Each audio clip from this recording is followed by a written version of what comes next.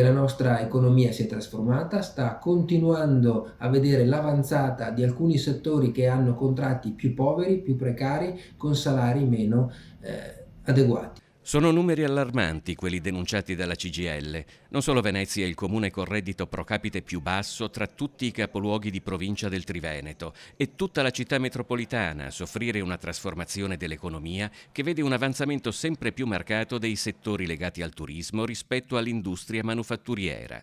Il risultato è che, secondo l'elaborazione dei dati INPS, nel 2023 la retribuzione annua lorda in provincia di Venezia si è fermata a 22.466 euro, mentre in Veneto ha raggiunto i 24.493 euro, una differenza di 2.000 euro che sposta Venezia sempre più in basso nella classifica dei redditi dei lavoratori. Settori come gli alloggio e la ristorazione ormai rappresentano quasi la maggioranza degli addetti, a differenza del Veneto dove la manifattura rappresenta ancora più del 33% dell'occupazione. Questo ci dimostra come il nostro territorio si stia determinando solo e soltanto sulla monocultura turistica, sull'economia del turismo, un'economia che però sta continuando a produrre salari bassi e contratti di lavoro stagionali e precari. Nel veneziano un lavoratore su 10 è stagionale, il triplo rispetto al Veneto, 1 su 5 ha un contratto a tempo determinato.